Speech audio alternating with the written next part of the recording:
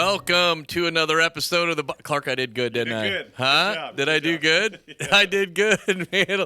A lot of times, you guys, I'll get going on this thing, and I will fumble the first few seconds. But we had a good one there. Yeah. It was a good, like a good 10. You know, it's like a dismount. Reset. Reset. We do it again. Do it again. Right? Do it again. Happy New Year. It's tradition. At this Yeah. point, Well. Brandon, Happy New Year. Happy New Year to you, Clark, proprietor and president of LDR Studios, where we're hanging out today. Yeah, it's good to be back. It's good to be back. Yeah. Last time I think we were on was in November, and we've had some things happen since November. Lots of things. Yeah, we had Heavy Metal for Hope happen. Yeah. We had Christmas. We had New Year's. We had all that fun jazz. Absolutely, man. And heavy metal.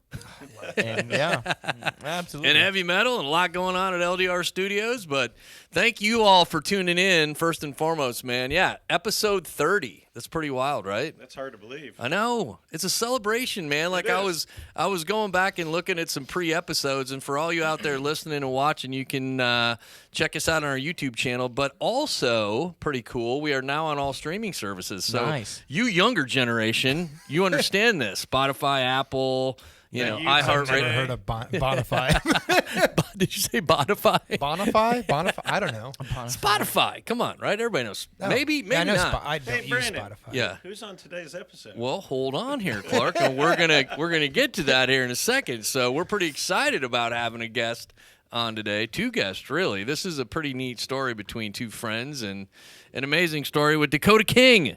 Yeah. What's going on, buddy? That's me. I've been trying to get Dakota to come on here for a little while, and we got it worked out, and we got some exciting stuff planned in this episode, Clark. Yeah, I think so. Huh? It's New Year, the first episode of 2025. That's exactly right. First episode of 25. So we're excited to have you on, Dakota. I know Excited to be on. it's been a minute, man, and I don't know you. I haven't known you for a real long time, but I know Tommy and Clark and everybody's knowing you, man. But I'm grateful that I've gotten to meet you, man. I don't even know if we're. Yeah, we've hit 6 months because it was like the summertime. 6 months, yeah, for sure. I just know this, and we're going to get into this a little bit down here in the podcast, but I remember when Clark said, yeah, you know Dakota, don't you? And I was like, I think is his name Cody? Oh man, I know. I was so expecting my shirt to say Cody on it. I wanted to so bad, man. So for probably at least 3 months, every time I saw him, I had Cody in my mind. So, Hey, Cody. but his name is Dakota King, and Yes. we're grateful to have you on, man. So why don't you share a little bit about your upbringing, maybe past where you're from, all this good jazz. I know you, but the audience Yeah. doesn't. Well, I grew up in the south side of Indianapolis. There at like right there in Fountain Square area. Cool area, by the way. It is now. It wasn't back then? No, it was like it's like a whole different world going down there now. Like I drive down there Yeah. now, and I'm like, this is all nice. It's vibey down there now, Yeah. man. I was Back- just down at the vinyl shop not too long ago, like a Yeah. couple weeks ago. Yeah, no. When I used to live down there, it was like, I mean, it was just trash, like literal trash. I'm just not on the laughing, but I streets mean, and yeah. everything. No, Oh, I mean yeah. it was like ghetto, but now it's like a bunch of hipsters and like all the buildings are all nice. Well, the and good thing colorful. is then like home values are going up. Oh yeah. Yeah. No, my grandma's whole strip. She lives on Tecumseh. Yeah. And her whole street was like nothing but just broken down houses and stuff. And Yeah. somebody started buying up all the property. Now and there's a there's lot of like skinny jeans and short Well, pants. yeah. beards and fedoras. Tommy's laughing. The duck Yeah. pen's still there, though. Yeah. What is All it? those years, the duck pen bowling. Oh yeah. no, Right that on. place is super cool. I just went there 2 years ago. Yeah, right on. But yeah, like all the houses surrounding her house are like $500,000 houses now, and she Yeah. got her house for like $10,000. Hey, listen, man. I mean, it's fine. I mean, it's good, right? I mean, I guess when good she that sells, she's going to be in good company. Yeah. Well, that's cool. So little bit of the east side of Indianapolis ish. Yep, southeast. Where'd you go to high school? I actually went to high school in Fishers. Oh, that's Hamilton Wait, you told me that. Southeastern, yeah. So wait, how'd that happen? Well, my parents got divorced. Okay. Hey, listen, I'm a product of that too, man. So it's all good. Yeah. My it's kind of funny. Like my upbringing is like it's like my mom's side's a bunch of like really religious, like Yeah. real good, genuine home cook people, and then my dad's side's like a bunch of outlaws and criminals. Still good people, just in a different mindset. Yeah, it's all fine. But yeah, my mom was like, I don't want him to go to, or me and my brother. She's like, I don't want them to go to school down there because I would have went to either manual or tech. Yeah, and she's like, I'd rather them go to this school up here, which has its own. Its own issues, man. My Culture kids, shock for sure. I mean, look, we're not here to badmouth Hamilton Southeastern. It's a good school corporation. Oh no, yeah, they're like one of the top schools around. Yeah. But I think high schools in general, to your point, all have it's high school for Christ's sakes. Yeah, it definitely has that, like you have your typical high school things, but like and I'm sure tons of people loved it and they'd whatever, but it was like culture shock for me because I was down in the south side of Indianapolis going to schools and then come up here and go to high school, and it's like a totally different world. Oh, yeah. If that didn't happen, though, you wouldn't have met this fine young gentleman. Yeah, that's right. When did you graduate? 2015. So you would have graduated, man. I'm hitting my 10-year reunion. Are this you? year. I know, man. We just You are. So you're pretty close. Like you're close to Cassidy, my daughter's age. Probably. Yeah. So because she graduated, I thought she graduated. Maybe 13. She graduated. I think so. Okay. Yeah. I should know these things, but yeah, No, man. you're the dad. Yeah, I know, man. That's mom's But problem. you probably did go to school though with a couple of my nephews. Jackson Fernandez or Dagan Fernandez, Griffin Possibly. Fernandez. He was a bass fisherman. He's been on an episode. Yeah, I saw him down at the breakfast place. Yeah, man. Griffin, it was a fun interview with him, man. That kid has been like a dude since he could walk. He was fishing. And it was all because of my dad. My dad just brainwashed him to fish, man. So there's worse things in life. You know ain't what I mean? much if you ain't fishing. That's right. That's right. You got to get it. You listen. You ain't gonna catch nothing if you don't got it in the water, You right? did something right if you're a professional fisher. That's what you do for a living. Yeah. Go fishing. Yeah. Dude, that was Well, like it's not as easy as you know. You were on that podcast, man. You remember. It's not as easy as just going fishing. No. You know. No, that was like a childhood dream of mine, is to just buy. Due to Ernest Hemingway, The Old Man and the Sea. That's like the only book I've ever actually written, nice. but it's the best. Look at you. That's And, awesome. That was like a dream of mine, to just be a fisherman when I got old enough to go. I just go to the coast or something and just go fish on a boat. Just get paid to bring in fish. Yeah, just go out on a boat by myself in the ocean. I Even would though love my one and only fear is sinking water. Oh, okay. Well, that's a maybe you should stay off a boat then. I mean, you can fish from shore. You know what I mean? No, I mean I got that, man. That's funny. it's like water I can't see through. Yeah. So open ocean, Same. a Bro. little creepy. I was on a cruise, I was fine, but Do you have thalassophobia? that's like the fear of fear the of ocean? huge things in the ocean. Yeah. Yeah. It's the fear of the ocean, everything in it, and beneath you, and if you can't see, and To an extent. So if hell no. I'm in a swimming pool at nighttime with no lights, it freaks me out. yeah, Really? Even though I hell know yeah. there's nothing in there, it's like that shark's gonna. I don't know get if I've you. ever thought about that more before. like something. Have you, bigger. Clark? Oh god. I'm not even. I would swim with sharks. It's just not knowing what's touching me, like an octopus or something. I would never. Yeah. Never in my life. They're too smart. Oh man, that's great. That's super. Well, man, all right. Tell me about your family. I know you're married. I know you got one cool ass kid. I love him. But tell me about your family. Well, I have my The cool little ginger boy. Yeah, He's Abel. he just turned 5 in November. Kid is awesome, man. He is like as ginger as can be. and He's cooler so than fun. cool. And sweet He's as so kid. fun. Yeah. He had so much fun, you just pitching him across the dance floor. Oh yeah. Yeah. I would take him, grab him by his shirt, and just launch him, and he'd go flying. Like He 15, doesn't even 20 feet. realize the skills that he is learning at 5 years old. Oh Oh yeah. yeah. And he was one of the biggest helps at Heavy Metal for help. Oh, He was yeah. crawling through the stage. He was like, running what- cable. He kept going. What next? You know? Oh yeah, no, we were handing him cables, and he would just here, would go run take him. this back, and Yeah. he'd crawl into the All stage, the so way. none of us. Then he'd go old back over on his back-broken iPad people- for a little bit. Then he'd come back, run some more cable. Yeah. Yeah, it's cool. And he was still up at when we. Yeah, Yeah, no, he yeah, didn't even yeah. conk out until we were like. I think he made it all the way home.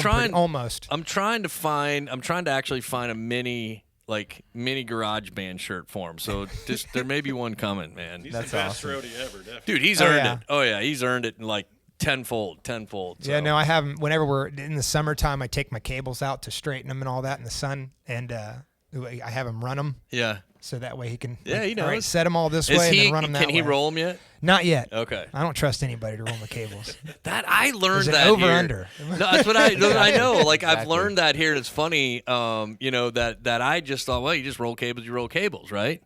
No, It's like man. it's like the arm method. Like people use the extension It's like cords and they'll do it over the arm. Yeah, it's like over, and Yeah, and if you no. do it right, like you said, you showed me the other night. Like you do it right, you can throw it out, and it'll all go in Yeah. a straight line. Yeah, my Yeah, dad did that with a exactly. 100-foot extension cord whenever I was little. Oh, man. I was like, why do you do that? It looks so complicated. And he's like, watch this. And he took a 100-foot extension cord, took the end of it, and just launched it out. like and the Indiana whole thing Jones. just laid out perfectly straight. No spirals, curls, nothing. Were you like, Yeah. Yeah, and ever since, I've never wrapped a cable different. that's awesome, man. All right, so Abel, and then you have And then I have Lily. Lily. Little Yep, Lily Mae. she's a little one. She's 10 months now. I think she just hit 10 months. Yeah, because her birthday's The March. other thing about Dakota that there's a couple of things that really impressed me about this young man. Well, the first is when he pulled up on his chopper, and that was super impressive. And then the second time is when he came into the studio. I think we were shooting a podcast, and he had Abel on his side, and he had Lily in a baby bonnet, a guitar or a basket, and a guitar strapped over his neck, and he just sets him down right by him and just starts playing music. I was like, who is this guy? Yeah. Yeah, it's awesome, man. And you're married, obviously? Not married. Not married. Not Okay, that's married. great. No, when she hears that, she's gonna be. Oh, so, am I- she's like, well, "Can't she allow did- you couldn't even. Dude, so she did not call. She did not call me and tell me to say that. So Yeah, I'm sure. and I'm gonna say your better half, yes, definitely the her better name? half. Her name's Bella. Bella. All right, Bella. Well, we love you, Bella. Yep. Yeah, Absolutely. You're Great mom. super mom. Great stepmom. Yeah, there you go. That's right. See, that's a beautiful thing, man.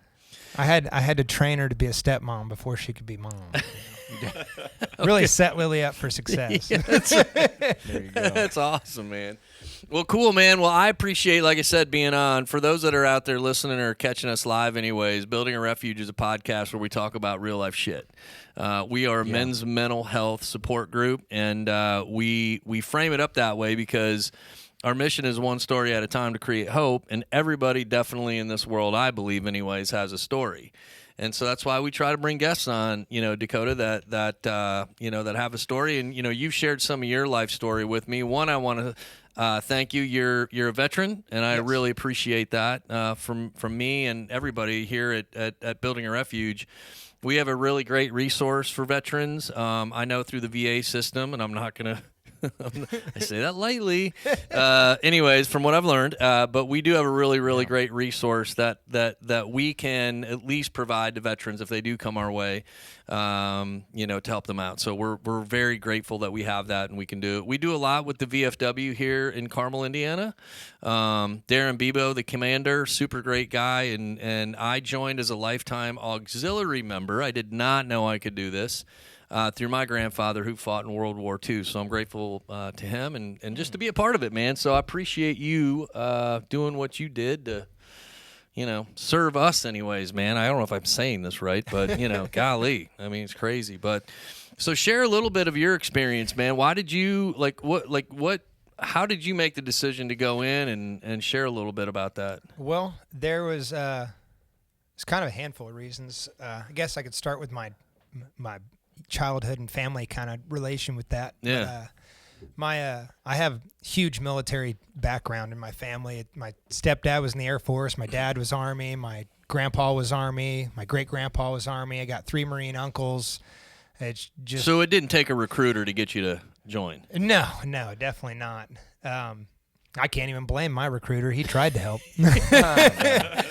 No, I've just never it's funny because we have not have a lot of people in our family that's in military, but I was always just so intimidated about the basic training, the whole that intimidated the shit out of me. And I always said if I would have had a good recruiter, I probably would have went in for sure. No, a good recruiter means that he's doing his job and lying to you to get you there. Damn. That's just the name of the game. I mean, fair, that's a man. psyop Okay. right there. Yeah, all right. I got you. It's a side hustle.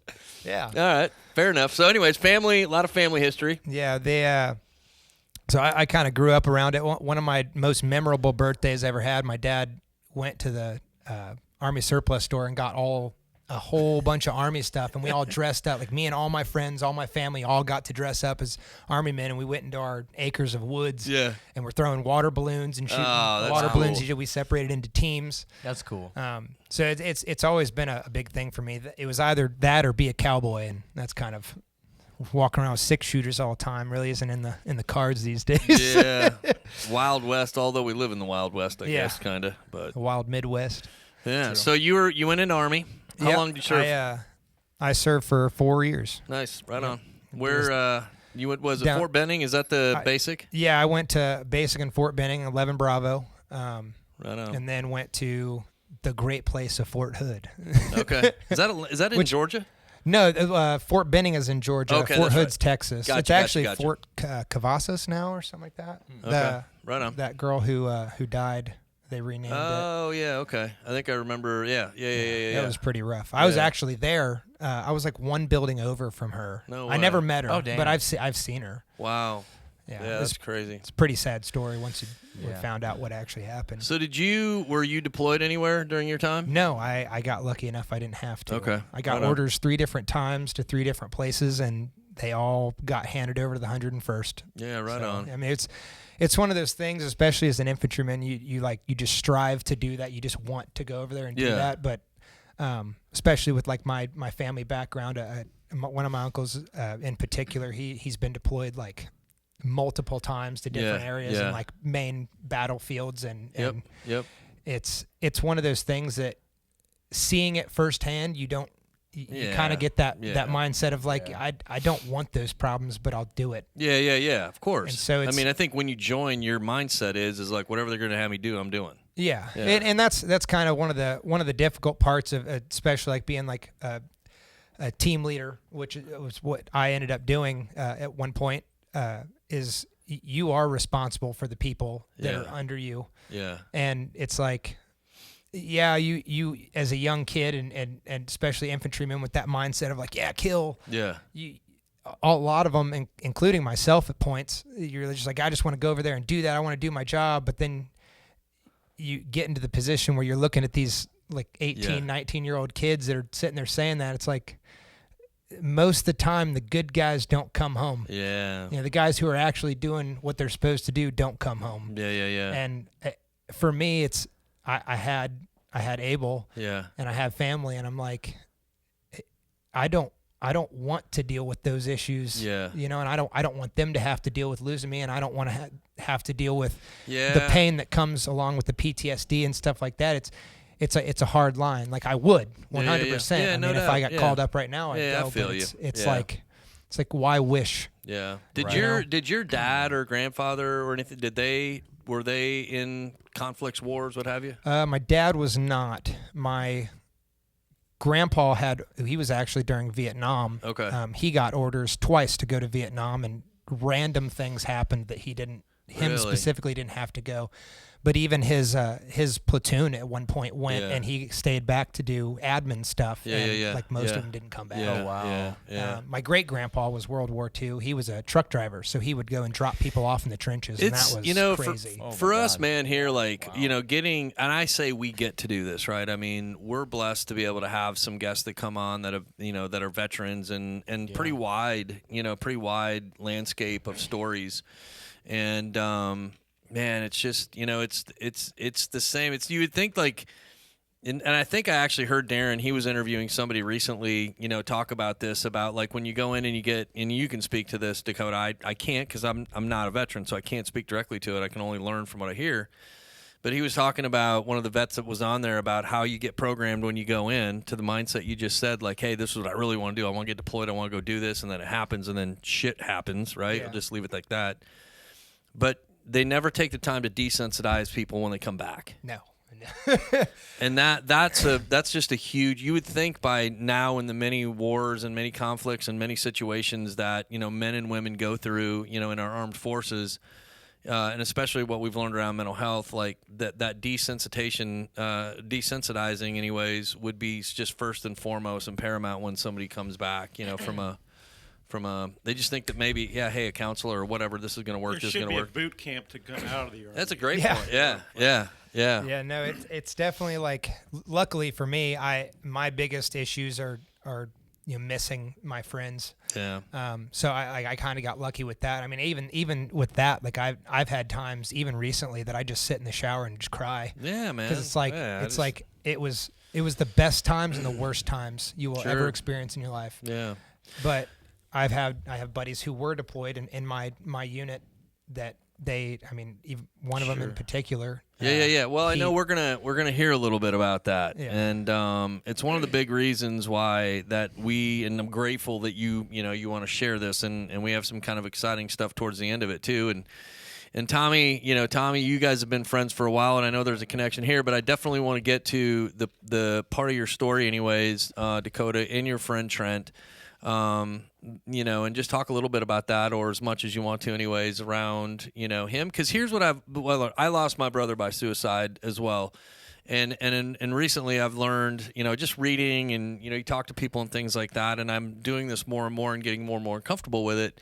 When you talk about them, you keep them alive. Oh, yeah. And I really have kind of started to switch my mind, into that space that I try to, when somebody asks or do things like my brother's anniversary of his passing is coming up 10 years on Tuesday. And even being here today is helpful because I know, like, if my brother was hanging out with us right now, I'm sure just like your buddy Trent, we'd be laughing, cutting it up, and having a good time helping. Yeah. Because my brother was one of the biggest helpers in the world. So share a little bit about that, if you would, man. I appreciate it. About, like, Trent specifically? Yeah, just his life and how you guys met, and and I know there's a big part there with Abel and all of that. Yeah. So there was Trent was one of those, like, people that was like friend of a friend. I'd like heard about him because he had a pretty rough upbringing. They lived in Saginaw, Michigan, which is like pretty rough if you know anything about that. I know. And then moved to Flint, Michigan, and then moved to Detroit, and then moved to Gary. That's a step up to Gary. Yeah. Holy smokes. And Gary, Indiana? Yeah. Oh, man. Yeah, and then after that, his mom was like, we got to get out of here, and then moved to Fishers, which Wow. was like, for him, like, definite culture shock. Yeah. No kidding. And so he started going to like Fisher School District kind of stuff, and that was real rough on him because it's a lot of culture shock. Yeah, it's a lot of like running your mouth and not doing anything about it. Yeah. And people just think they can do that. And where he came from, it was like you didn't run your mouth, you just hit people. And so he was in and out of school quite a bit. Here in the Fishers area. Yeah. Kept getting kicked out and trying to give him more chances and getting kicked out again. What's the slogan? Fuck around, find out? Yeah, pretty much. He was like the definition of that. But yeah, I'd heard of him because he broke this kid's jaw, like completely had to get reconstructive surgery on the right side of his jaw because he was talking about his dad. His dad passed away when he was 15 or 13. Yep. One of the two. And this kid was running his mouth. He's like, oh, you think you're so cool, blah, blah. You think you're this and that because your dad died. Like, nobody gives a fuck. Yeah. And he shattered his jaw. Yeah. Nobody ever spoke to him about that again, though. That's right. But I hate it for him that it took that. Yeah. You know what I mean? Yeah. But he got kicked out of school, and I heard of it because the police arrested him at a school assembly. Okay. And so that happened. I heard about him, and then my friend Zach, who's like still my best friend to this day. Right on. What's up, Zach? He'll definitely be watching the podcast. Yeah, right He's on. a podcast guy. Cool. But he was like, hey, I'm gonna go hang out with my buddy Trent. You should come along. He's pretty fuck cool. Like, all right. So I went over there and he introduced us or whatever, and we kind of bonded through bullying Zach. Okay. Just whatever. So Zach, you took the ass end of this thing, man. Yeah, it was kind of one of those things. And he's like, dude, what the fuck? I brought you over here, and all you guys are doing is attacking me. But me and Trent, like, best friends off the bat. Yeah. It was like inseparable all the time. It was like, I just want to be around this guy all the time. Yeah. And so we just built a relationship off that. And it became like every single day going over to his house, hanging out, doing whatever. At the time we'd sit there. He had a stepdad at the time. It was his mom's boyfriend. They're still together actually. Okay. But his name's John, and we'd sit out in the garage and drink all of his Bud Lights, and then we'd get down. He'd get like a full case of Bud Light, and he'd sit it there, and he's like, "Hey, you guys want a beer?" And I'm like, "Oh yeah, fuck yeah, I want a beer." So we'd sit there drinking all John's Bud Lights and get down to like 1 or 2 out of the case, and he's like, "All right, we got to leave some for John." I'm like, "Oh wow, 1 or 2 left." Thanks. But awesome. I love that. But it was just one of those things. It's like we were together 24/7. Anytime we needed to go anywhere, he needed to go anywhere, I'd pick him up. We'd go hang out, whatever. It was all the time. Yeah. We'd almost gotten arrested together a couple times, just silly teenager stuff. And he had a lot of issues with his dad passing away. He has a twin brother. Yep. His dad passing away. His mom is from Germany. Okay. And so she's pretty like on it, aggressive. Yeah. Beautiful, but she's just very, very matter of fact. You're gonna do what I say when I say it kind of person. And yeah, it was just it was a rough time for him. Sure. Just getting to adulthood, then we hadn't talked for a little while. I upset him by saying something to his girlfriend when we were all hanging out after they were kind of separated, and I was like, "No, he's fine," because she was worried. She's like, "I don't want him to hurt himself or whatever. I don't want him to be upset." And I was like, "He's fine. Like he's talking to this other chick. Like it's not even that big of a deal." And she blew up about that. I was like, I figured that would help maybe to just get her. Guys being guys. Just dudes being dudes. That's right. And so that blew up, and he got pretty mad at me about that. We didn't talk for like 3 or 4 months, and I was like, man, this is stupid. Yeah. So I messaged him one day. I had to get on Instagram because he blocked me on everything. And I was like, look, dude, I was like, this is stupid. Like, we're best friends. There's no reason we shouldn't be best friends. Like, I made a mistake. It was fucking dumb. I don't know. And he's like, I don't care. Like, you fucked me over. Yeah. And I was like, all right, well, I'm coming to your house then. And he's like, don't come to my house. He's like, if you come to my house, I'm going to knock you the fuck out. And I'm like, well, I guess you're going to have to do that. Yeah, then. I'm coming over. So I drive over to his house. We live neighborhood across from each other. I drove over so to it his didn't take you house. very long. Damn. No, I drove over to his house, and I sat. I'm like, not even kidding. This is kind of the persona this kid had. I sat in my car just with my hands on the steering wheel, just. Oh, shit's getting ready to get real. I'm getting ready to get my shit robbed. And so I was like, all right. And I got out of the car. I walked up to the door, and I rang the doorbell, and I stood there, and I'm like, I could turn right. I could just run away. I could just leave right now, and I could keep my face. Yeah. And I heard the door unlock. I was like, that's my last chance. I was like, I can go. Oh, yeah. And he opened up the door and just looked at me, and I was just like, I'm here. I'm sorry. And he didn't say anything. He just reached out and hugged me. Oh, man. And was like, it's all right, man. You want one of John's beers? Damn. Like, yeah. So I went inside and we were hanging out. And that was like one of the biggest things. It was like, it makes you realize, like, no matter what, no matter how angry you are, it's like you see that person face to face. It's a totally different thing. Yeah. And it was like it just never happened. So it was fine after that. And then wow. That's cool. Yeah, we hadn't talked.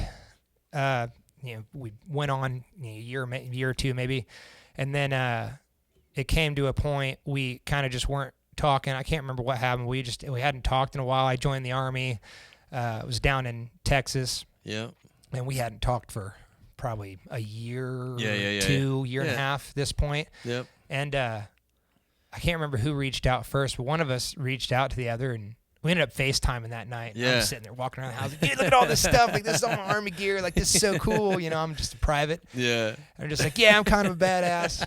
And that's great. so we were just like doing so great. And Abel was still in his mom's stomach. And he was all excited about that. He's like, dude, that's so crazy. You're about to have a kid. Like, and so I was like, hey, I'm going to be coming home soon for Christmas leave. I was like, we should hang out. Yeah. He's like, all right, yeah, fuck yeah. So we ended up going home, drove home, and we hung out the whole time.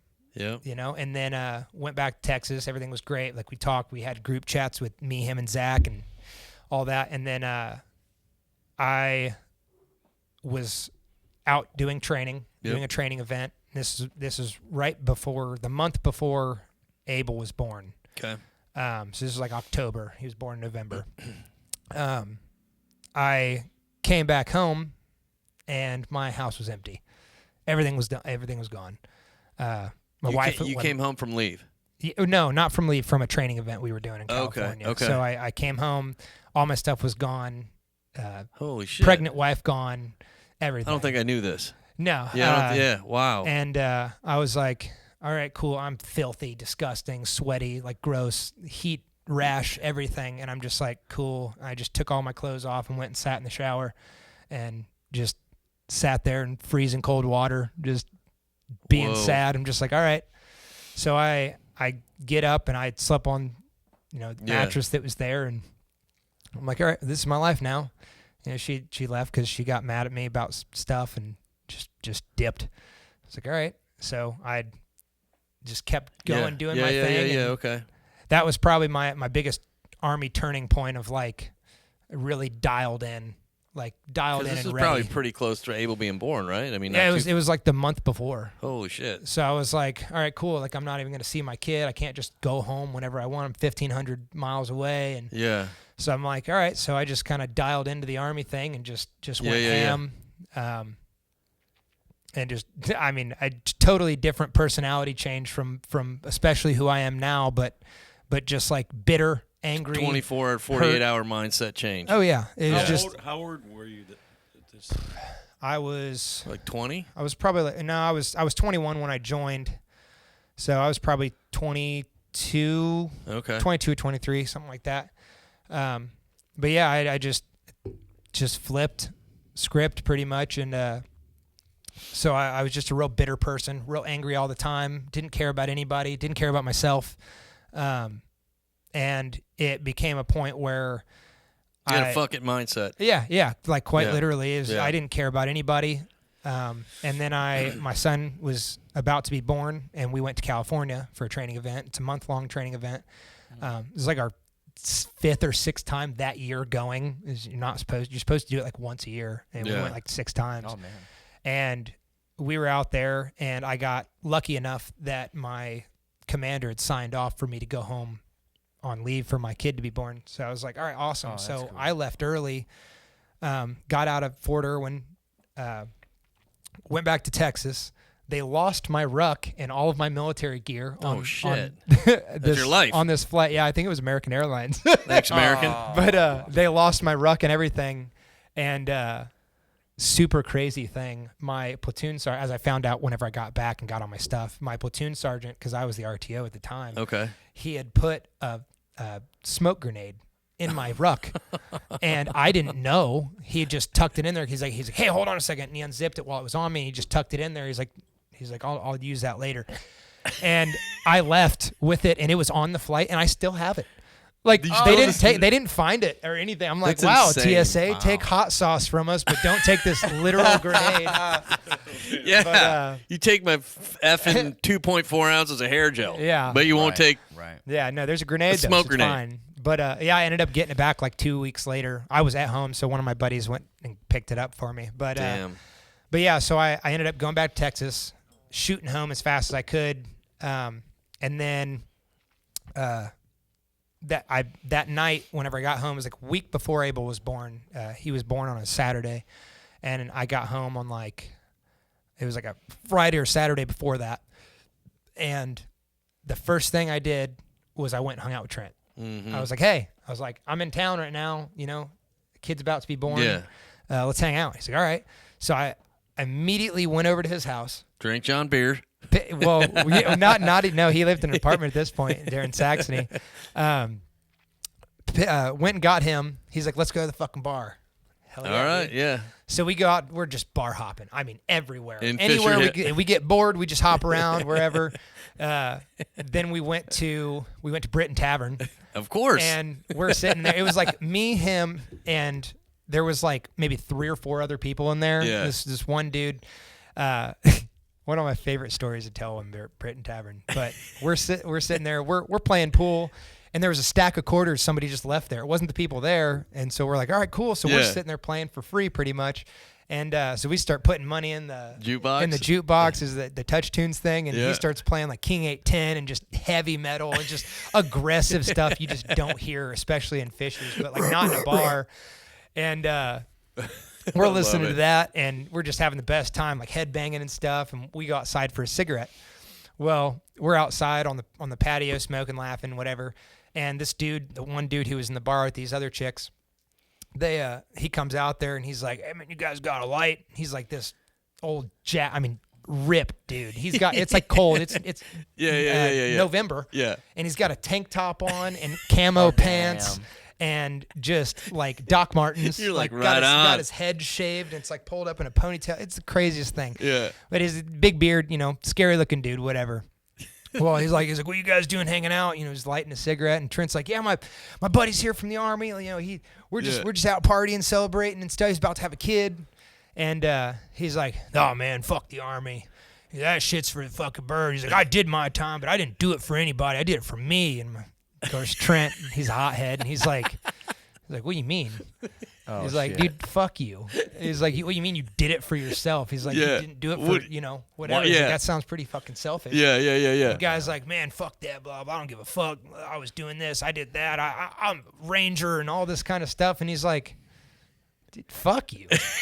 And so that kind of got heated, whatever. And the guy's like, he's like, dude, you just need to go the fuck back inside. He's like, you need to get out of my face. Yeah. The dude's like, oh, whatever.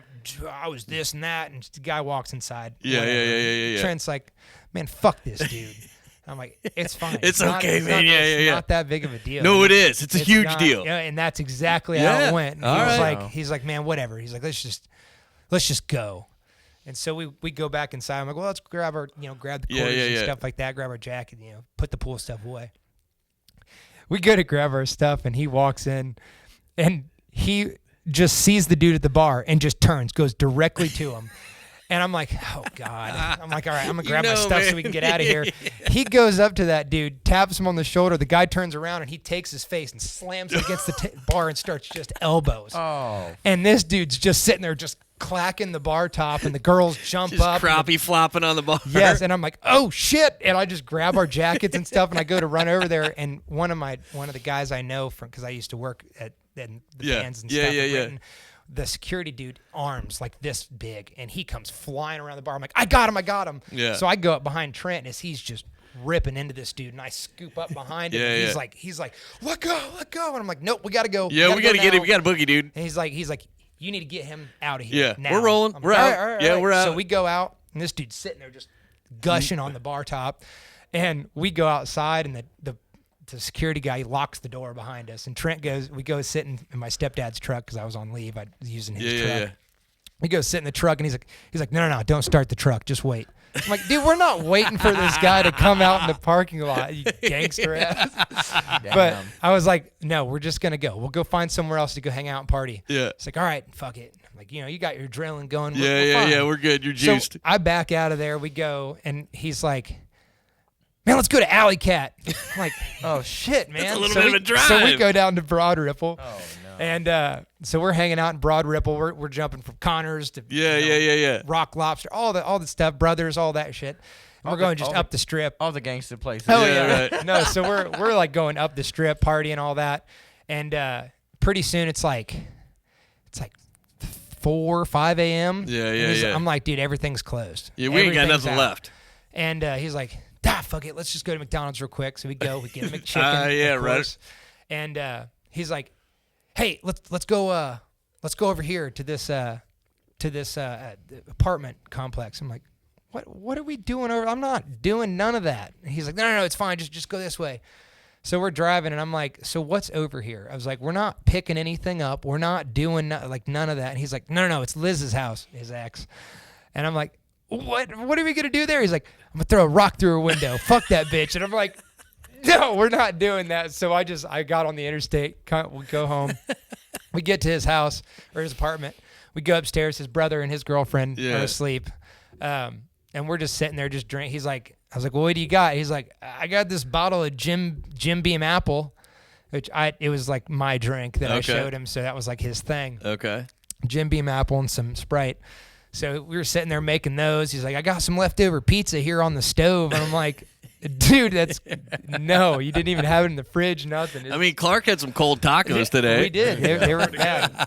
But yeah, so we're sitting there just drinking, whatever, talking. So we start talking about just kind of Army stuff and things he wanted. He was like, dude, He's like, it sucks. My record, I can't do that. He's like, I have thought about private contracting though, and we were talking about that, and I was like, you could do that. I was like, I have a buddy who is in that, who could get you into that if you wanted to do that. I was like, a lot of them have felony, have records, stuff like that, so they can't go in the actual service, but they can do contracting. And so we're like bouncing ideas. He's got all these expeditions and stuff he wants to do, and things he wants, the goals in life that he wants. And I'm like, dude, like, yeah, let's do it. Yeah, you can do it. Yeah. Like, I'll go with you once I get out. Let's do it. And so we're sitting there just talking, whatever. He's like, well, let's go out on the porch. Let's go smoke a cigarette. All right. So we go out on the porch, and we're sitting there just downing can after can, crunch them, throw them, being in Saxony and Fishers, just being hellions. And it's like Motley Crue showed up. Fishers. I love it. I love it. We sit down and we just pass out on there's like a love seat and a couch, and we just pass out on there for like 30 minutes. And he like wakes up because his brother's girlfriend was getting up, leaving for work, which is Bella. Okay. Okay. All right. Full circle. Okay. She was getting up for work, and she's like, "Who the hell's on my couch?" And he's like, "Oh, that's my buddy. That's my buddy Dakota." And so they leave, and he like wakes me up. He's like, man, and it's like 6 o'clock, 6:30 right now. Slept 30 minutes. And he's like, man, it's like, I don't even know what to do. Like, I don't want to sleep because I'm gonna sleep all day. I was like, well, Alley Cat opens in like 30 minutes, and he's like, oh, damn, fuck it, let's go. So I was like, that's about 30-minute drive. So we jump in the car, head all the way down Benford to the Alley Cat. So we walk in there as the guy's unlocking the door. I'm like, are you guys open yet? He's like, fuck it, come on in. Yeah, right, come on in. So we're in there. He's setting up all of his stuff. He's like, do you guys want a beer to start while I'm getting everything? I'm like, fuck yeah. So we get a beer and a shot, a Fireball each, and oh man, we're sitting there and I'm like, hell yeah, dude, this is the life, man. So we take the shot and we're getting ready to start on the beer, and I take one sip of the beer and I look at him, and he's just sitting there looking at his, and he's like, I don't even want to do this. And I'm like, yeah, me either. So we just get up and left. The beer and the shot there. Well, we took the shot, and it was after the shot. We were like, yeah, this is gross. So we just set the full beers down. It was like, all right, later. So we left out of there and went back, and I dropped him off. I went back to my mom's house because that's where I was staying during leave. And so that's what we did that whole week, every day. And we slept. So you guys were together. A couple hours. Yeah, you guys were together. Hours. And then it was Thursday. It was that Thursday of that week. We were out hanging out, partying, whatever. And then my mom was like, "Hey, I want to have dinner with you and Delaney, which is Abel's mom." And I was like, "All right, cool." And my brother was there, so I was like, "Yeah, hell yeah." I was like, "Trent, let's go." Yeah. 'Cause he was part of our family. Yeah, sure. Him and Zach, all of them were all welcome all the time. Yep. And so we get there, and we're eating dinner, hanging out. Everything's great. He's sitting next to Delaney, and he's like, "Oh, can I feel it? Can I feel it?" Like he's so excited about it. And he's like, "Oh my gosh, dude, I can feel him kicking. That's so crazy. I can feel him moving around in there." Like just the most ecstatic I've ever seen him. Yeah. And so we're like done with dinner. Everything's fun, and we're laughing. We're all having a good time, and we're like, all right, let's go. So me and Delaney, I walk Delaney out to the car. There's like snow and stuff. So I walk her out, get her in the truck. And then as he's getting ready to leave, my brother's like, oh, hey, Dakota forgot his gun. Yeah. A revolver, .357. Yeah. And he's like, hey, Dakota forgot his gun. He's like, oh, I'll just take it to him. So he just tucks it in his waistband. He walks out there. He's like, hey, man, as I'm getting ready to get inside the truck. And he pushes the door closed. He's like, hey, you want to hang out after this? I was like, dude, I have her. I was like, I got to take her home. I was like, I haven't spent any time, like all this stuff. And he's like, I was like, she's about to pop any day. And he's like, oh, come on, man, come on. I was like, no, dude. I was like, we've been doing this for like 5 days straight, like 5-6 days straight. Like I was like, I need a rest. I was like, I know you do. I was like, it's fun for sure. I was I feel you. Like we got shit we actually have to do. I was like, you have work tomorrow also. So, And he's like, damn, don't be a pussy, dude. Come on. And I'm like, he's like, I need this. And I'm like, no, I get it, dude. I get it. Like, I got things I got to take care of too. Like, And he's like, all right, well, you're a bitch. I was like, all right, yeah, I'm a bitch. So he gets in the truck. I get in the truck. We're standing there maybe talking like that for like 5 minutes. So we leave. We're laughing, joking around in the car, and he's like, yeah, it's pretty crazy. Like all this time we spent together, I didn't know you were a little bitch. And I was like, yeah, it happens. You know, that's what the Army does to you. And so we're just like joking like that the whole way, all through out of Fortville, through Southeastern, all that. And we pull up to Saxony, and I got to drop him off, and he's like, all right, well, I guess I'll see you tomorrow or whatever. I was like, well, what time do you get off work? He's like, 2. I was like, all right, I'll just pick you up from there. Right. I was like, I'll just pick you up. I'll bring you back. That way you don't have to Uber. You don't have to try to get a ride from somebody else. I'll just pick you. He's like, all right, cool. Fuck yeah. See you tomorrow. All right. Drive out of there. I pull out. I'm driving through Brooks Chase. Yeah. I get to Brook School Road, and I turn left, and that's when it happened. I didn't know at the time. But I turn left, I get on 126, go down to the YMCA by 37. Sure. And that's where her apartment was. So I pulled in there. We go up there, whatever. We get in bed. We're asleep. My phone starts going bzz, bzz, bzz, bzz, bzz, just nonstop. And I look down at my buddy Zach. He lives in Colorado at this time. And he only ever calls me when he's like obliterated. Yeah. And he's like, he always just blows up my phone like 2, 3 in the morning. And I'm like, I'm not answering that right now. Yeah. Like that is not what I'm trying to do. So I just I put my phone on the floor, and it just did not stop going. Yeah. And then at like 5 a.m., my mom and my brother show up and they're knocking on, like banging on the door. Yeah. And I'm like, dude, what the fuck? Yeah. I'm asleep. Yeah. So I get up and I walk down there in my underwear.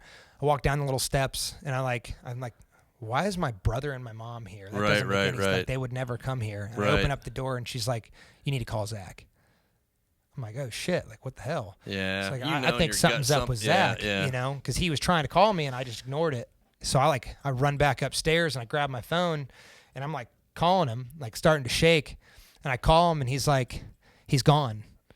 Man. I'm like, who? What are you talking about? He's like, Trent, dude, he killed himself last night. And I'm like, what are you talking? No, he didn't. What are you talking about? And he's shock of it. He's like, yeah, dude. Like, I guess once you dropped him off, he just did it. Like, he went upstairs. He got into an argument with Skylar, his brother, and he just freaked out and killed himself. Wow. I'm like, how? He's like, I guess he had your gun and put it in his mouth right in front of his brother. Oh, geez. And I was just like, okay. And I just hung up. And I was just standing there just like, like in shock, just like staring. Man. I'm just like, you're like, what the fuck? Like, it's like, I just fucking saw this dude. Yeah. And my mom was like, do you need it? Like, what do you need? I was like, I just need to go to my dad's. Yeah. Like, I don't even know. I just want to go to dad's. And she's like, okay, well, come on. So we got in the car. He lived all the way in Alexandria, so we drove all the way up 37, just silent the whole way. Not music in the car, nothing, just silence. And I was just sitting there, just staring, just not knowing what just happened. Amen. You know? Yeah, and buddy. We pulled up, and they all get out and they walk inside, and I just like walk off past the house. Yeah, there's just quite a bit of land out there. I just walk off past the house, and I had another gun. I pulled it out, and I'm just blasting into just nothingness, just to kind of feel some reality. And I just emptied. I had like 2 magazines. Yeah. Just emptied both of them. And I just like stood there, and I'm just like, fuck, like that's real. Yeah. Like it's, I think that actually happened. Yeah. And so I went back inside, and I'm just sitting there, and I'm just kind of like going through that conversation by the truck we had. And he's like, I need this. Like, I need you to hang out with me. Yeah. And I'm just sitting there like, I could have stopped that.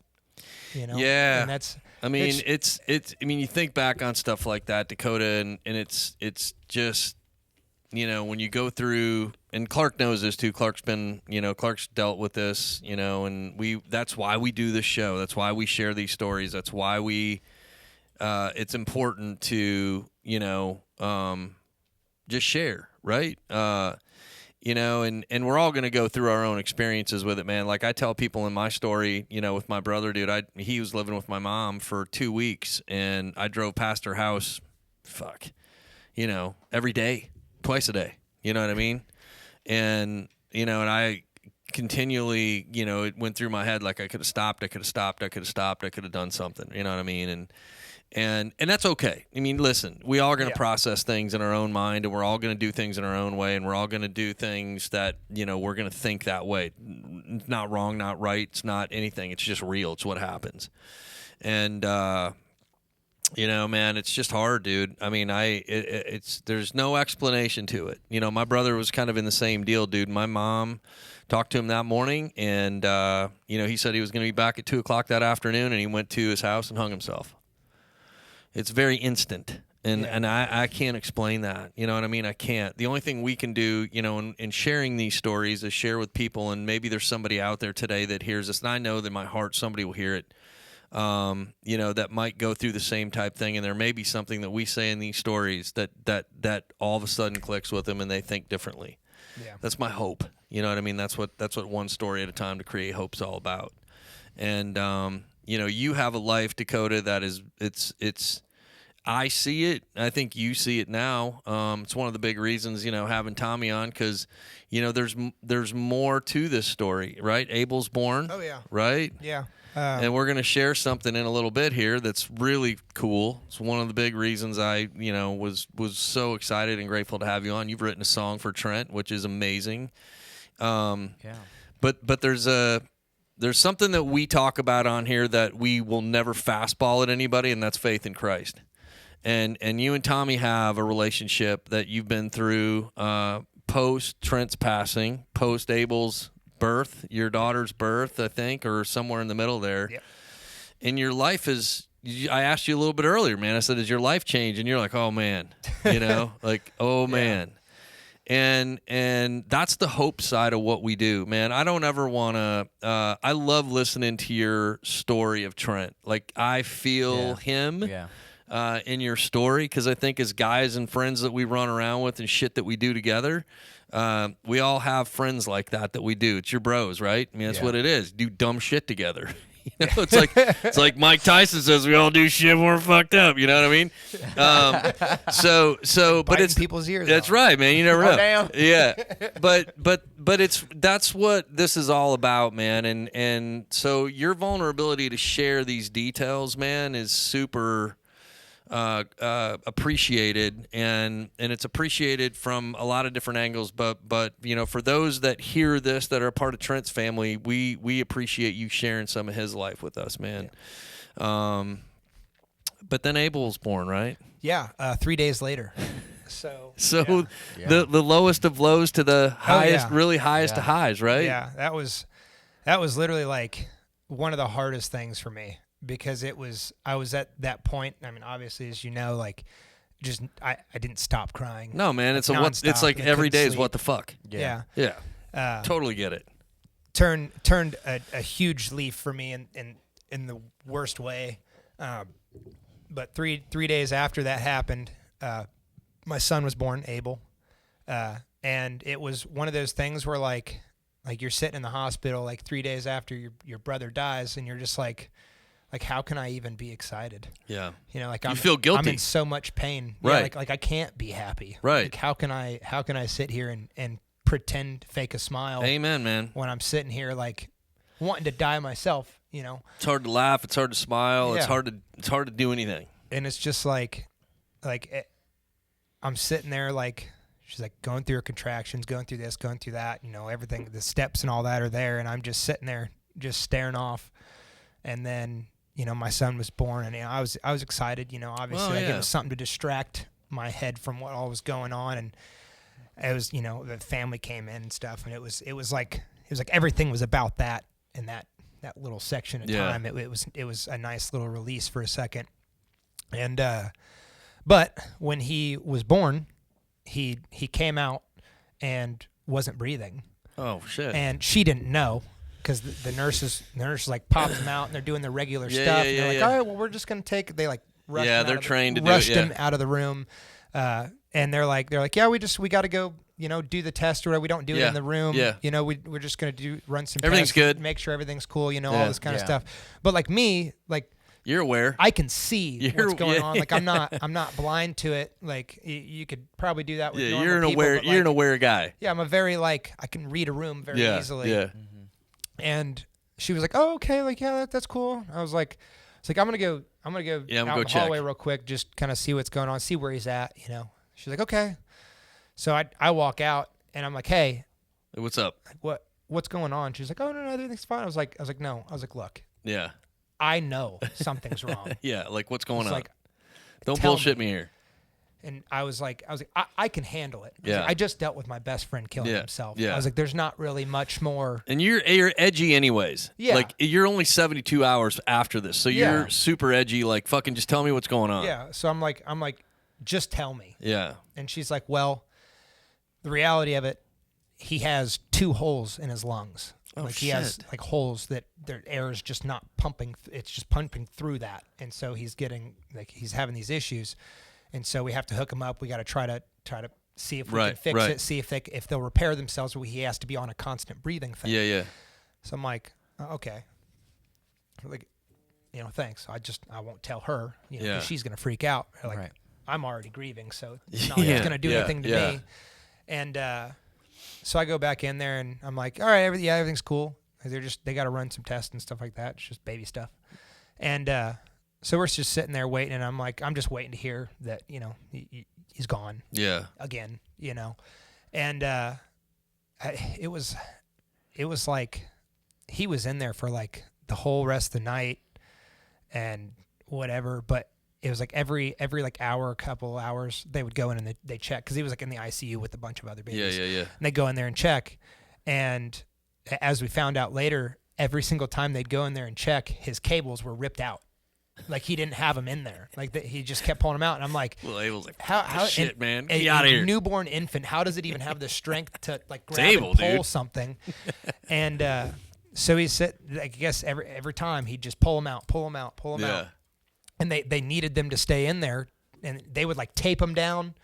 He'd pull them out, and they're like, I don't know how he's doing this. Yeah. And pretty soon they did like another check, and they were healed. No holes. That's crazy. Completely dude. healed within a couple hours to a night. That's you know? amazing. Yeah. And it was just completely healed over, perfectly fine, no issues. Wow. And I'm like, that's Trent. Yeah. Like that, he did that. He was pulling him out because he didn't need him anymore. Wow. Because he healed him. Wow. And that was one of those things. Even now I'm getting chills. Yeah, buddy. But it's like, it's That's one of those crazy. things where it's like, he's gone, but he is now serving a purpose. Oh yeah. He's now able to protect me and my family and do You just things said that you we just said can't. Abel. We can't do. Yeah.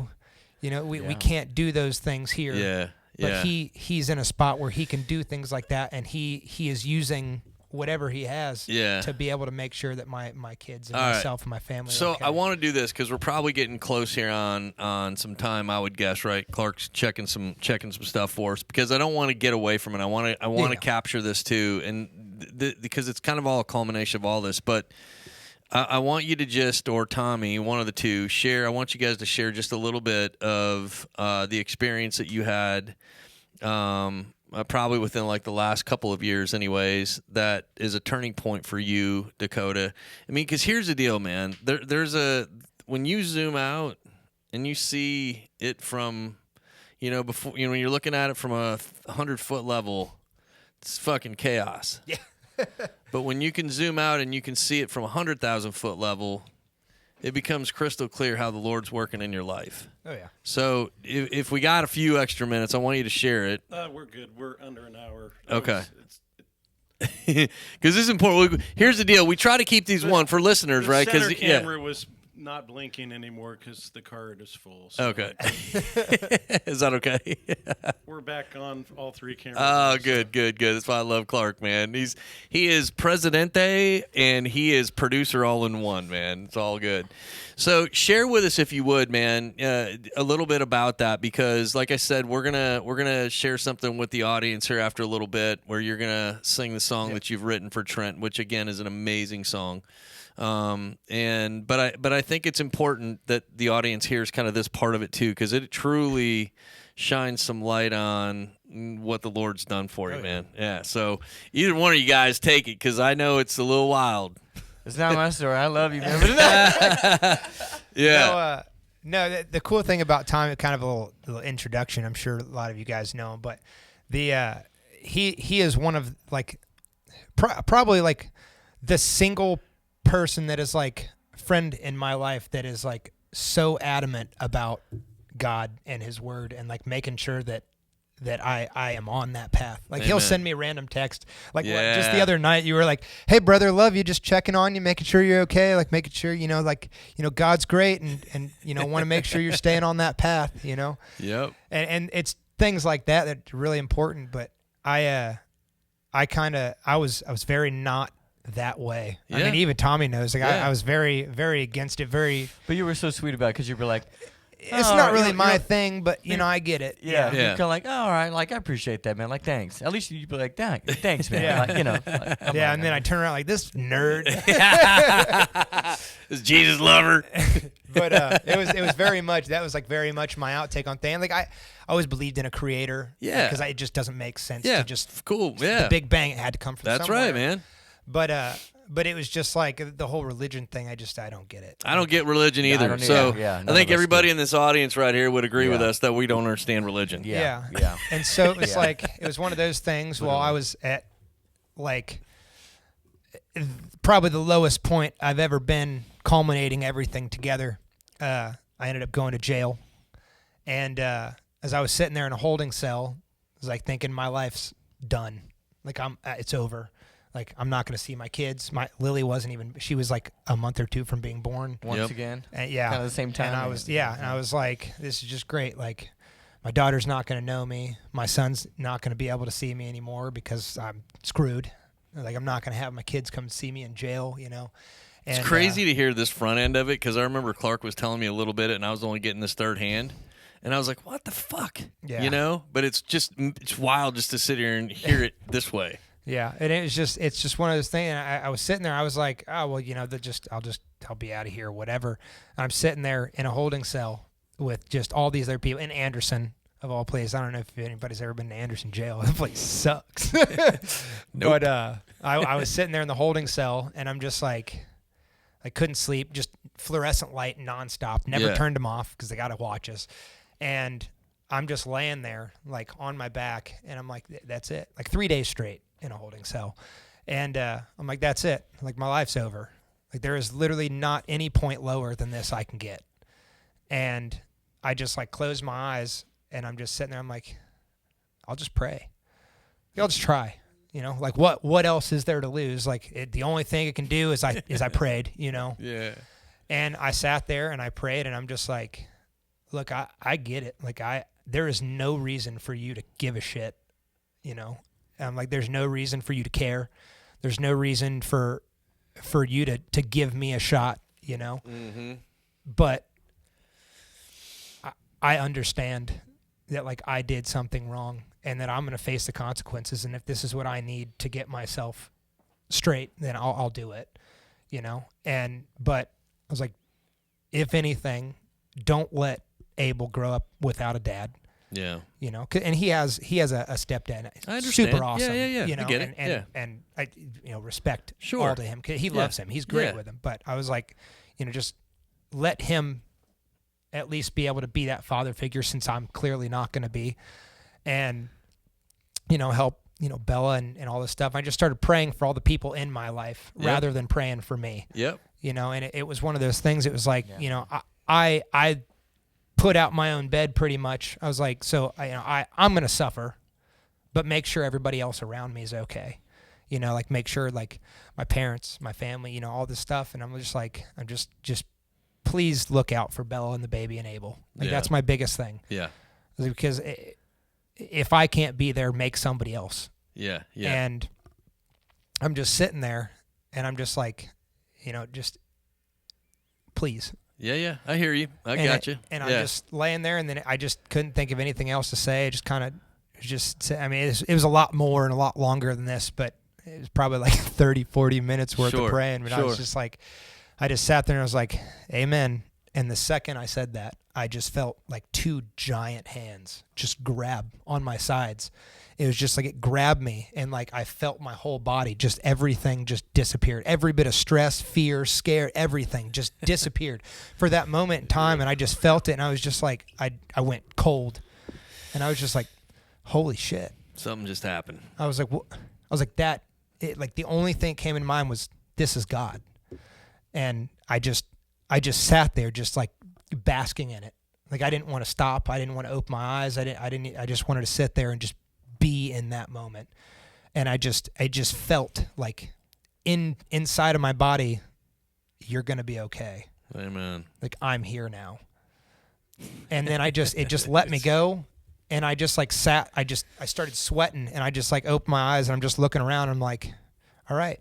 And it was the first night I slept in that 3 days of sitting in that holding cell. The first night I slept, and I like actually slept, and I woke up and ended up going upstairs and whatever. And I spent like 10 to 15 days up there. Yeah. And then pretty soon they were like, hey, we have an attorney downstairs to talk to you. I was like, all right. So I go down there, and he's like, well, it's like, lucky for you, I'm best friends with the prosecutor on your case. He used to be a prosecutor for the state of Indiana. My attorney was. So he's like, I'm really good buddies, so I'm gonna try to email him and see if we can get you out on bail. That's not $10,000. And Battery. I don't know, but I still got you. Yeah, we got you. so Keep going. Yeah, I got you like, live. He was like, well, I'm gonna see about trying to get you out tonight. Yeah. It's like, awesome. So my stepdad, he very appreciative. He came and bailed me out, and I got out, and I was able to share that story with him and Bella, and then shared it with my mom, my grandma. What was their reaction? Well, my stepdad, he was like very much on the side of like, that's good, because like that's one of those things that Yeah. Here, plug that in there. like I don't. Yeah. You got it. I'm good. I don't always, have this, real super religious thing all the time, but it's like, I have God. Yeah, it's yeah. Like whether I believe or I don't, at least whenever I die, I can say I did believe and I was wrong if it's not true. Yeah. But I would rather die and find out I was wrong than die and find out it was true and I'm screwed. I think what happens, and man, dude, that is just that's such an amazing story of like it like we have some people, and I know people can't see this. We have some people in our audience here that they understand, they get this. We talk a lot about this at Leavener, and I want to make it clear on here, man. It's like I used to always think like you had to be somebody to be accepted by Christ. Like you had to live up to some sort of expectation. And what you experienced, Dakota, I experienced the same kind of thing, not in the same setting, but same kind of thing in terms of where you get to a point in life where you're like, man, I don't know what the fuck else to do here. I don't know what else to do. I'm like, but you really don't know what else to do. There's nothing. I don't know what else to do here. On bedrock. And and he accepts you exactly the way you are. He loves you unconditionally, exactly the way you are. Doesn't want you to be anybody else. And I tell people this a lot on different podcasts and shows that we've done. Lord will never show up too early. He'll never show up too late. He'll show up right exactly at the perfect time.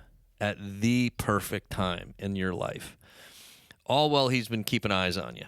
And has the most patience than anyone we could even humanly understand from a patient's perspective. And I have only learned this. I'm a good buddy, Mike Zastro, sitting over here. Love him. I've only learned this through guys like him and guys that I've hung out with, because much like you, I grew up kind of around religion and faith and blah, blah, blah and whatever, but I truly didn't understand what it was like just to totally push all my chips in on Christ. Yeah. And when that happened, much like you, I had an experience where, and people call me crazy, and I don't care, but he looked me in the face and said, don't sweat this shit anymore, man. Like, I got it.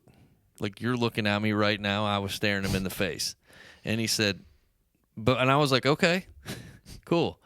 And it's like he grabbed me just like you were talking about. He grabbed me and like stared through me and said, no, like, I got it.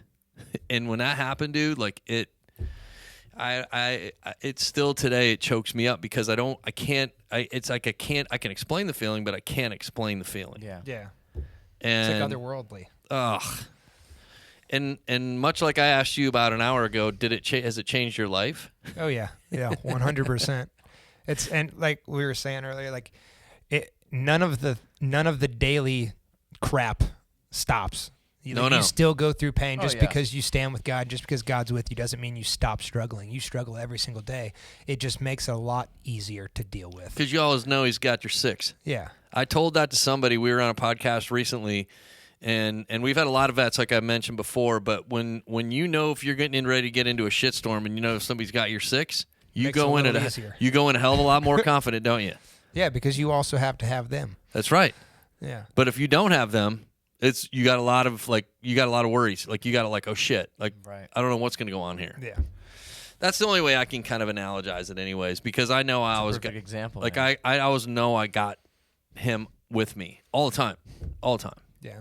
You know. Well, that was one of the cool things, like especially with our relationship, we have like outside of telling my stepdad, like the first thing I did is I was like, I got to tell Tommy about this. I love that. So I messaged him. I was like, hey, dude, that's the best thing ever. I was like, hey, I just got out of jail. I was like, and that was another thing. Whenever I did go, like, he was one of the first calls Bella made, and was like, hey, this is something a situation we're in. Like, I don't know what to do. And I was actually supposed to play a show with him. I had 3 shows lined up. It was like right before New Year's. Yeah. It was right after Christmas, before New Year's. It was a week of, and she was like, I don't know what to do. And Tom was like, don't worry about it. Yeah. He's like, I got you.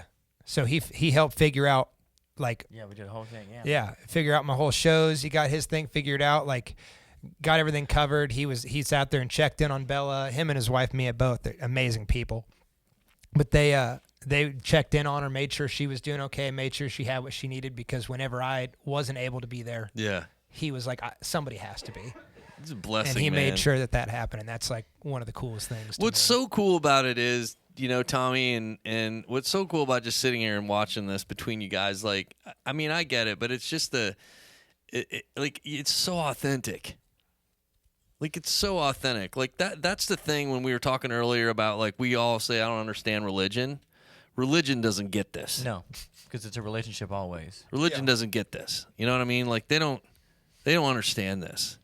And it's so, like, I'm so blessed to sit and listen and see it. You know what I mean? Because, like I said, when Clark shared with me kind of what was going down, with you, Dakota, and just, I was like, what?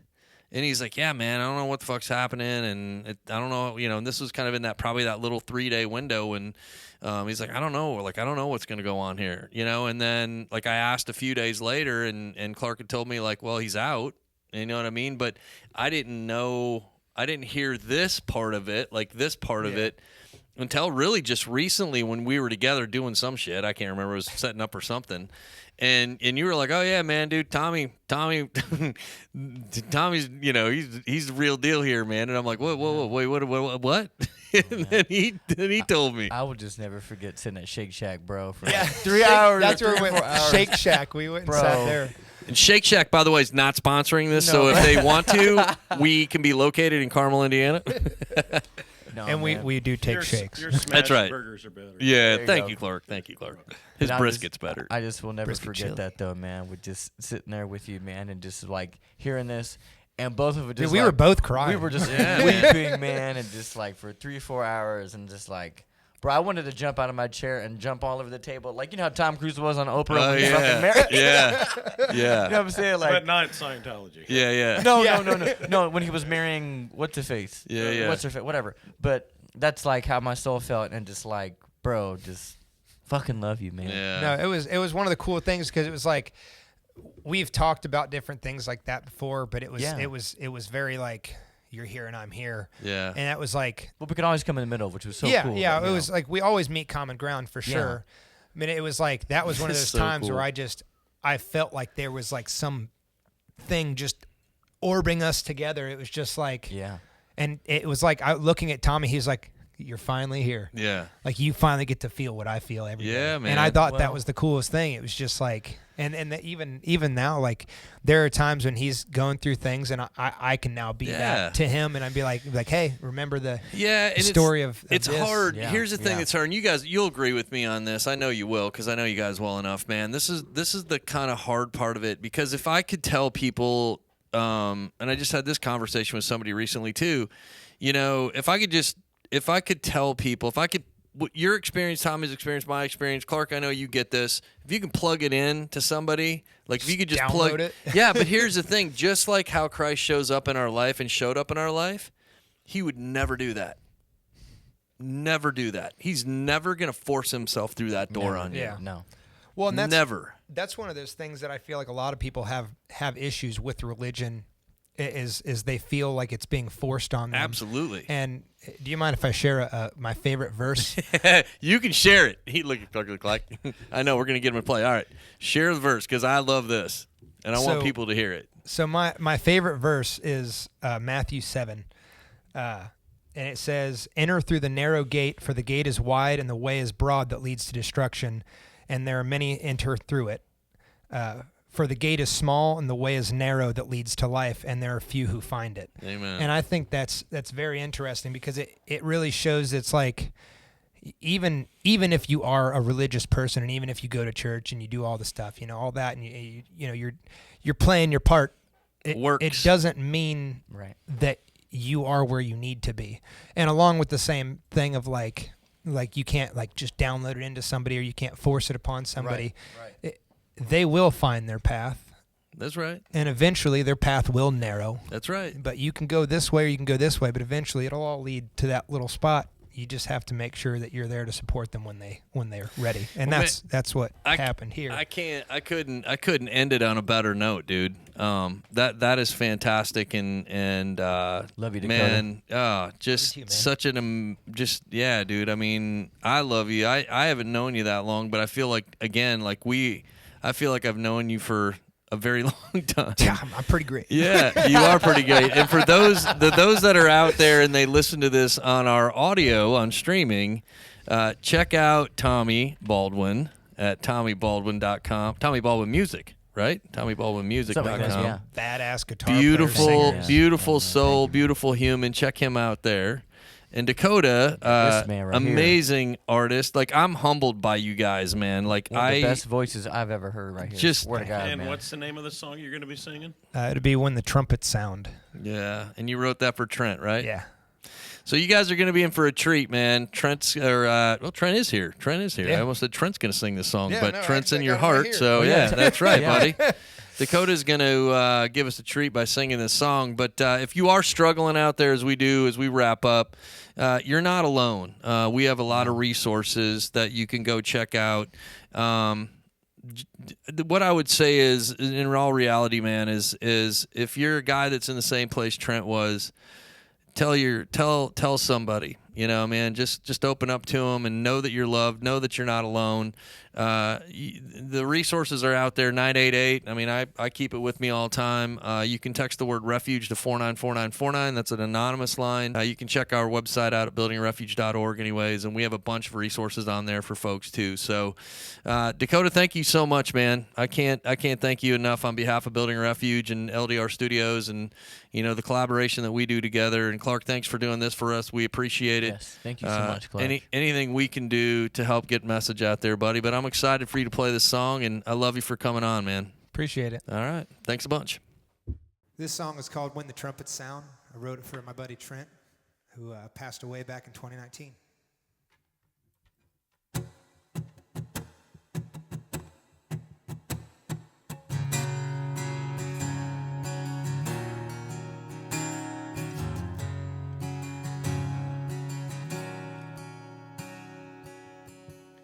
They say that you're trouble. They say that you're sick. They say you're a harsh one. Maybe they just don't click. They say that your heart, it's as cold as a stone. They say that your words, it can chill to the bone. All I can say is, in my time with you, if you die tonight, at least you won't go alone. I'll stay right here to carry your blood and bones. I'll stay by your side till the trumpets sound and wings take us home. Follow you up, and we'll watch the ground.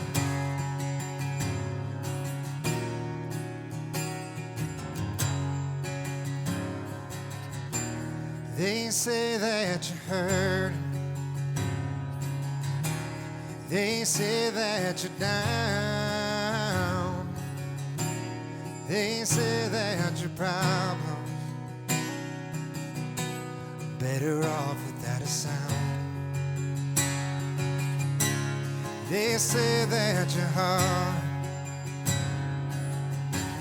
it's not worth the time. They say that your words never followed the rhyme. Well, all I can say is, in my time with you, if you die tonight, at least you won't go alone. I'll stay right here to carry your blood and bones. I'll stay by your side till the trumpets sound and wings take us home. I'll follow you up, and we'll watch the ground.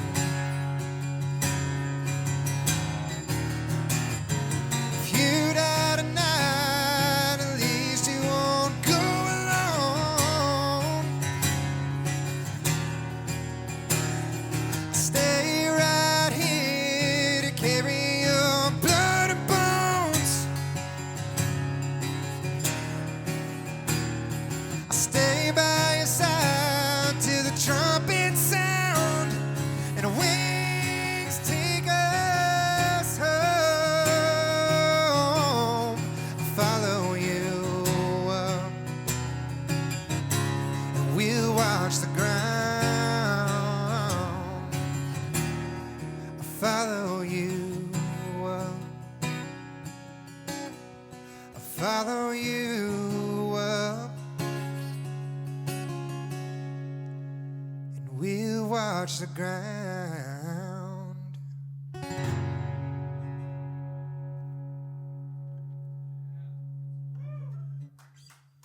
Thank you. Something to hold on to. It is well within my soul. Jesus built me a refuge, someplace I can run to, a place we now call home.